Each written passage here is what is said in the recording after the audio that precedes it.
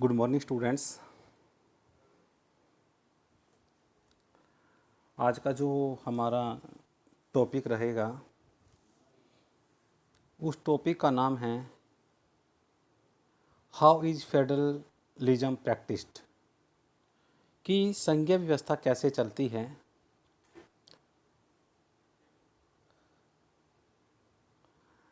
हमारा जो चैप्टर चला हुआ है ये फेडरलिज्म का,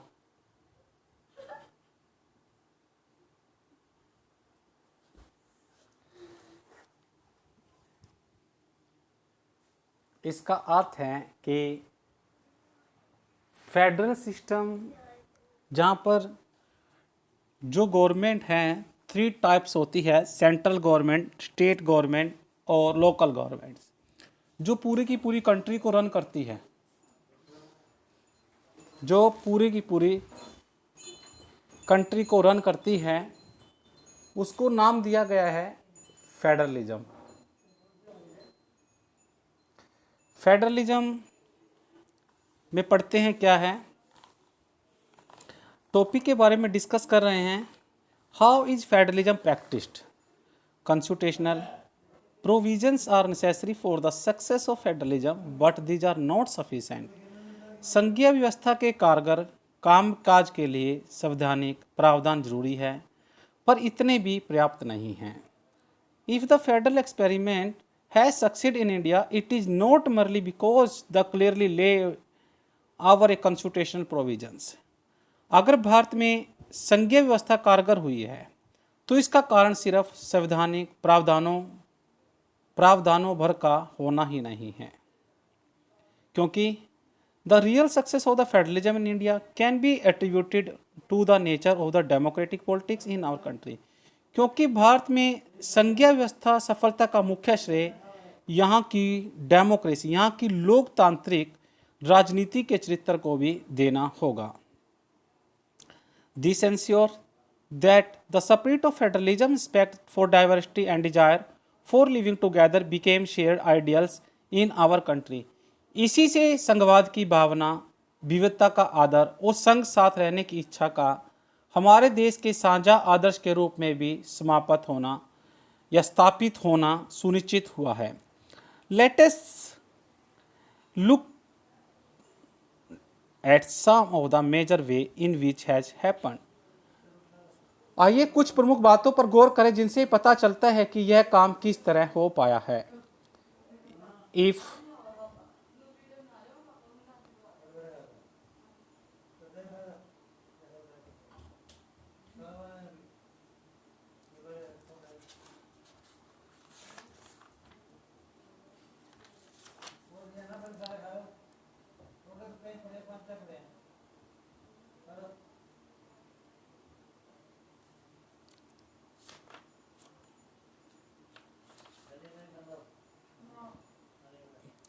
उसके बाद जो टॉपिक है हमारा, आप देख रहे हैं आगे है लिंग्विस्टिक स्टेट्स। लिंग्विस्टिक स्टेट्स का अर्थ क्या है कि लैंग्वेज अर्थात भाषाई राज्य है। जैसा कि आप मैप में भी देख रहे हैं, the creation of the linguistic states was the first and a major test for the democratic politics in our country. भाषा के आधार पर प्रांतों का गठन हमारे देश की लोकतांत्रिक राजनीति के लिए पहली और एक कठिन परीक्षा थी। क्या कहता है, भाषा के आधार पर प्रांतों का गठन और हमारे देश की लोकतांत्रिक राजनीति के लिए एक पहली कठिन परीक्षा थी। If you look at the political map of India when it began its journey as a democracy in 1947 and that of 2019, you will be surprised by the extent of the changes. If you look at the political map, Bharat ने सन 1947 से लेकर लोकतंत्र की राह पर अपनी जीवन यात्रा शुरू की और उस समय से लेकर 2019 तक अगर आप राजनीति मानचित्र में देखें तो इस अवधि में हम बहुत सारे बदलाव को देख सकते हैं और इन बदलावों को देखकर भी आप क्या है, सरप्राइज, हैरान रह जाएंगे, आश्चर्यचकित। Many old states have vanished and many new states have been created. अनेक पुराने प्रांत गायब हो गए और कई नए प्रांत भी बन गए हैं. Areas, boundary and names of the states have been changed. कई प्रांतों की सीमाएं, क्षेत्र और नाम भी बदल दिए गए हैं. कई प्रांतों की सीमाएं, बॉर्डर, उनके नाम भी बदल दिए गए हैं. इन 1947, यहाँ पर अब ठीक कर लें, पुस्तक में ये 47 के बाद अब 1950 भी आ चुका है. अब पुस्तक अपडेट हो चुकी है. अब पुस्तक को भी अंडरलाइन कर लें और उसको 1950 करें. इन 1947 और 1950 the boundaries of a several old state of India were change in the order to create a new states. नए राज्यों को बनाने के लिए 1950 के दशक में भारत के कई पुराने राज्यों की सीमाएं भी बदल गई हैं. This was done to ensure that people who spoke that same language lived in the same state.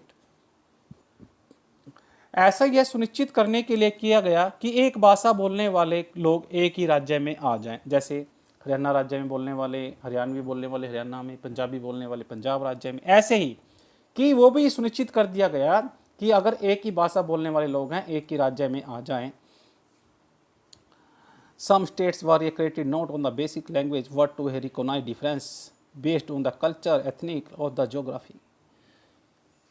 इसके बाद कुछ अन्य राज्यों का गठन भाषा के आधार पर नहीं बल्कि संस्कृति, भूगोल, जातीयताओं की विभिन्नता की रेखांकित करने और उन्हें आदर देने के लिए भी किया गया था. These include states like Nagaland, Uttarakhand and Jharkhand. इनमें नागालैंड, उत्तराखंड और झारखंड जैसे राज्य भी शामिल है. ये पॉलिटिकल इंडिया का मैप देख रहे हैं. सभी विद्यार्थी इसको अच्छे से फील भी करें. क्लास में भी आपको फील करवाया है. आपने जो पुस्तक में नोटबुक में पेस्ट किया हुआ है इसमें क्या करना है, आप इन्हें सभी ने अपने यहाँ पर सभी स्टेट को फिल करना है और स्टेट के साथ उनकी कैपिटल को भी फिल करना है. जैसे उत्तर प्रदेश की कैपिटल लखनऊ है, साथ के साथ आपको इसको फिल करना है. उसके बाद कहता है कि when we demand for the formation of states on the basis of the language was raised, some national leader feared that it would lead to the disintegration of the country.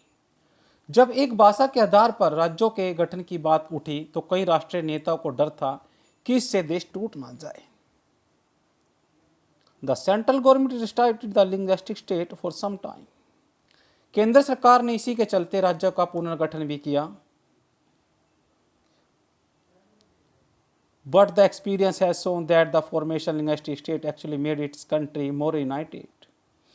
और कई बार तो ऐसा हुआ कि सरकार ने कुछ समय के लिए इसको टाल दिया, पर हमारा अनुभव यह बताता है कि भाषा और राज्य बनाने से देश ज़्यादा एकत्रित और मजबूत हुआ होगा. It has also made the administration easier. इससे प्रशासन भी पहले की अपेक्षा कहीं ज़्यादा सुविधाजनक हो गया.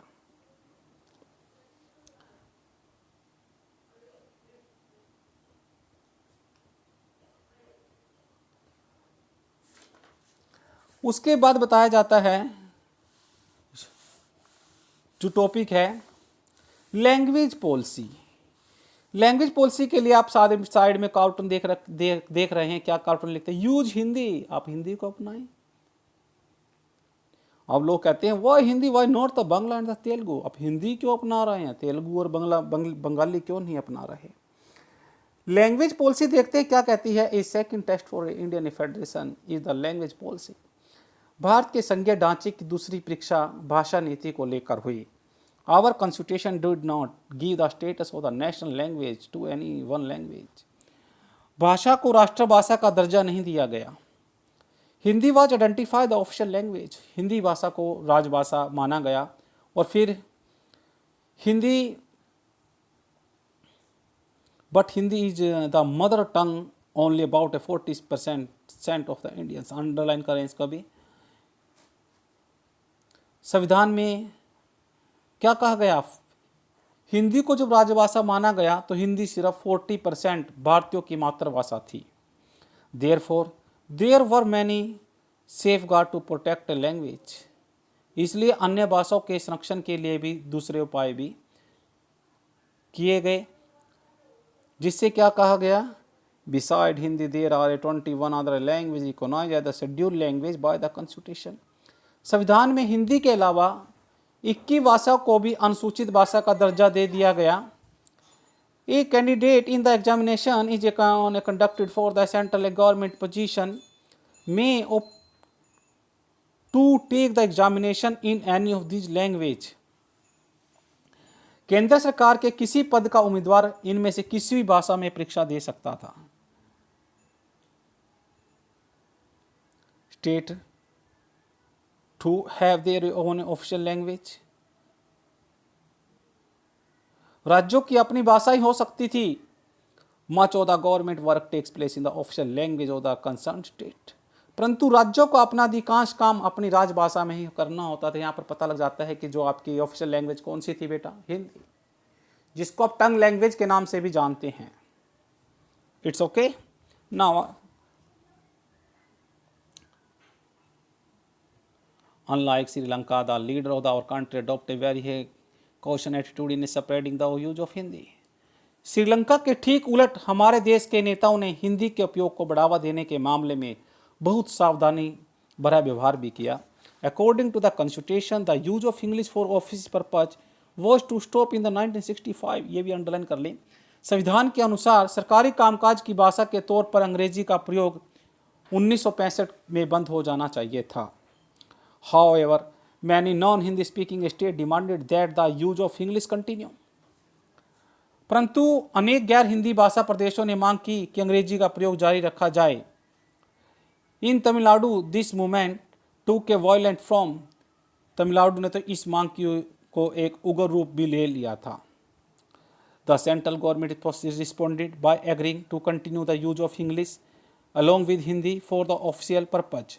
केंद्र सरकार ने हिंदी के साथ साथ अंग्रेजी को भी राजकीय कामों में प्रयोग की अनुमति देकर इस विवाद को भी सुलझाया था। Many criticised think that the solution in favour the English speaking elite. अनेक लोगों को मानना था कि इस समाधान से अंग्रेजी भाषा अभिजन को लाभ भी पहुंचेगा। Promotion of Hindi continues to be the official policies of the government of India. राजभाषा के रूप में हिंदी को बढ़ावा देने की भारत सरकार की नीति भी बनी हुई है। Promotion does not mean that the central government can impose Hindi on states where people speak a different language। पर बढ़ावा देने का मतलब यह नहीं कि केंद्र सरकार उन राज्यों पर भी हिंदी को थोप सकती थी जहां लोग और कोई भाषा बोलते थे। द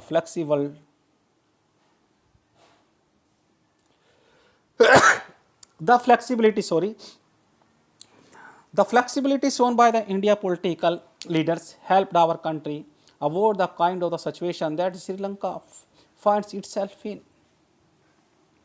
जहां लोग कोई और भाषा बोलते थे उन्होंने क्या कहा, भारतीय जितने भी राजनेता थे उन्होंने इस मामले में जो फ्लेक्सिबल, जो लचीला रुख अपनाया, उसी से हम श्रीलंका जैसी स्थिति में पहुंचने से बच गए हैं। आपने आज ये पढ़ा। उसके साथ में एक ग्लोसरी वर्ड दिया गया है।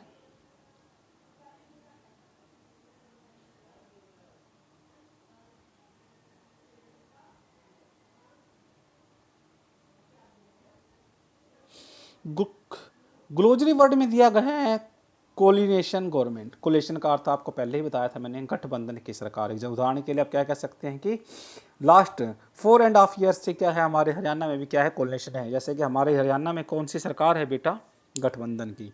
किस किस की, बीजेपी प्लस जेजेपी की। A government form by the coming together at least of political parties. उसने क्या कहा कि एक से ज़्यादा राजनीतिक पार्टियों द्वारा साथ मिलकर बनाई गई सरकार को गठबंधन की सरकार कहते हैं। Usually partners in a coalition from a political alliance and adopt a common a programme. क्या कहा, आमतौर पर गठबंधन में शामिल दल एक राजनीतिक गठजोड़ करते हैं और एक साझा कार्यक्रम को भी स्वीकार करते हैं, जिसको कहा गया है कोलिनेशन गवर्नमेंट। अर्थात गठबंधन की सरकार एक ऐसी सरकार जो लोग मिलकर कार्य करते हैं, उसे कहा गया है गठबंधन की सरकार। जो हमारा कल का टॉपिक आगे हम पढ़ेंगे वो क्या रहेगा, सेंट्रल एंड स्टेट रिलेशन। आप देखो जो आपको पिक्चर दिखाई दे रही है, ये पिक्चर क्या दिखा रही है, पावर्स ऑफ द स्टेट, कि राज्य की शक्तियां हैं। ये क्या कर रही हैं, ये सारी की सारी जो स्टेट्स हैं, ये कटोरा लेके खड़े हैं ना, देख रहे हैं आप पिक्चर में, ये सभी के सभी किसी न किसी स्टेट से हैं। ये क्या कर रहे हैं, ये डिमांड कर रहे हैं कि अपने अपने स्टेट्स के लिए क्या है, हमें पावर दो। देखो इसमें चित्र में ध्यान से देखें, हम देख रहे हैं केरला, मद्रास, उड़ीसा, बंगाल, बिहार, ये सभी के सभी स्टेट्स क्या कर रहे हैं, पावर्स मांग रहे हैं। क्या क्या राज्य कुछ और शक्तियाँ मांग डिमांड कर रहे हैं। ये लिखा हुआ ना पावर, ये बांट रहे हैं। कितना सुंदर चित्र दिखाया गया है। आप इस चित्र को देखें और इसको आप रीड भी करें, इसके ऊपर भी लिखा हुआ है द स्टेट से plead for a more powers, राज्य कुछ और शक्तियाँ मांग रहे हैं। ओके बेटा, ये आपका 4 पार्ट्स हैं। Thank you, have a good day.